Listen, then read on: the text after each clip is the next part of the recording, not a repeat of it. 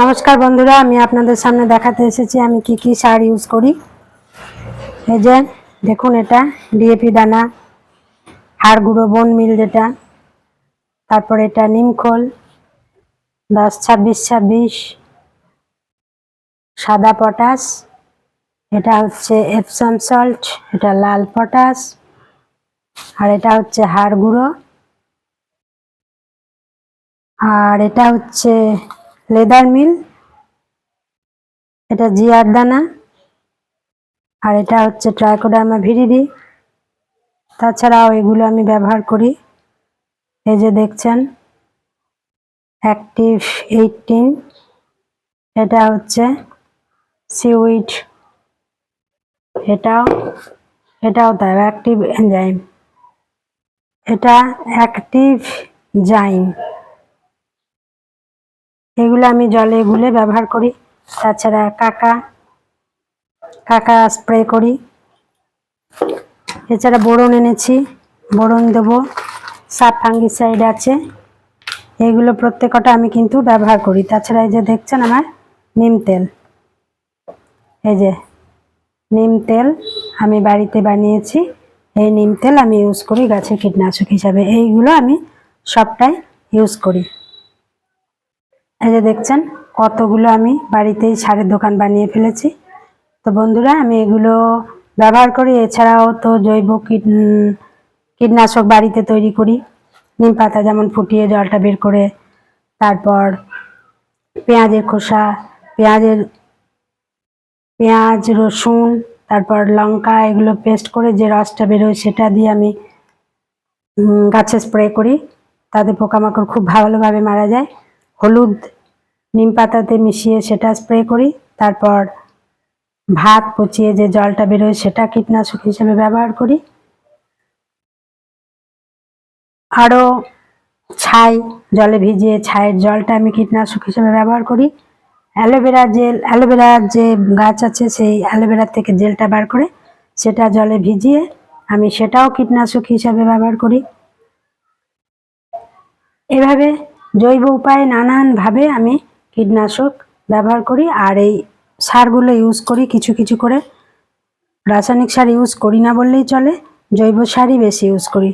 গোবর সার, তারপর vermi compost, kitchen West compost, পাতা পচানো কম্পোস্ট, তারপর মুরগির যে পটি থেকে হয় সেটা, ছাগলের পটি, কাউডাং যেটা, সেগুলো সব কিছুই আমি ইউজ করি। তো বন্ধুরা, এইভাবে আমি এই সবগুলো ইউজ করে আমরা তারপর শুকনো পাতাগুলোকে শুকিয়ে সেগুলো পাতা পচা সার হিসেবে ব্যবহার করি। এসব নানান উপায়ে গাছ তৈরি করছি আমরা। তো গাছ আপনারাও এইভাবে করবেন, জৈবভাবে যতটা পারা যায় ততই ভালো। রাসায়নিক সার ইউজ করা মোটেই ভালো নয়। আমরা রাসায়নিক সার ইউজ করিই না বলতে গেলে, একটু আধটু যদি দিতে হয়, কিন্তু জৈব উপায়েই বেশি করি। এই যে বন মিল, হাড় গুঁড়ো বন মিল একই, শিংকুচি, তারপর নিমখোল, সর্ষে খোল, এগুলো সবই আমি ব্যবহার করি। সর্ষে খোল আমার আছে 1 ডিব্বা, সেটা এখন দেখানো হলো না। তো সব কিছু নিয়েই আমার কিন্তু এই গাছের সাম্রাজ্য। এই যে দেখছেন গাছের যে খাবার, সেগুলো আমি আপনাদের সামনে তুলে ধরেছি। তারপর তো তরল সারগুলো আছে, কিচেন ওয়েস্ট থেকে তরল লিকুইড যেটা তরল বেরোয়, সার বেরোয়। তারপর কিচেন ওয়েস্টগুলোকে ভিজিয়ে জলের মধ্যে ভিজিয়ে সেটাও সার করি। এভাবে বিভিন্ন উপায়ে আমি তরল সারও তৈরি করি। চা পাতা, কলার খোসা, ডিমের খোসা, সব কিছুই আমি গাছের মধ্যে দিই। নিম পাতা ডাস্ট করে নিমখোল তৈরি করি বাড়িতে। এভাবে নানানভাবে, নানান পদ্ধতি। তামাক পাতা এনে সেটা ভিজিয়ে জলটাকে কেন্নর জন্য খুব উপকারী, কেন্ন মারা যায় অনেক, তো সেটা ইউজ করি। তামাক পাতা নানানভাবে এইভাবে আমরা গাছ তৈরি করছি। আমার গাছ ফুল ফলে ভরে ওঠে। এখন আমি 3 তলায় যেতে পারছি না, 2 তলাতেই আছি। যেগুলো একটু একটু আছে সেগুলোই আপনাদেরকে দেখাচ্ছি। গাছ এখানে সেরকম গাছ নেই আমার, একদম ওপরে বেশি গাছ আছে। তা আপনাদেরকে এইটা তুলে ধরার জন্যই আমি আজকে এসেছি বিশেষ করে। আপনারা দেখবেন, আপনারাও ইউজ করবেন, এভাবে নানান উপায়ে গাছ তৈরি করবেন। তারপর গাছে ভিনিগার দিই, ভিনিগার স্প্রে করে দিই,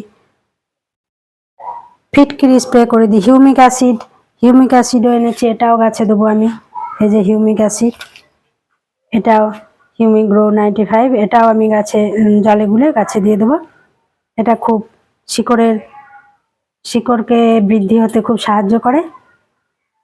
তো বন্ধুরা, এভাবে আপনারাও গাছ করবেন, ফুল ফল প্রকৃতি বন্ধুরা সব গাছের মধ্যে চলে আসবে। দেখছেন কিরকম প্রজাপতি উড়ে বেড়াচ্ছে, খুব ভালো লাগে এগুলো দেখতে।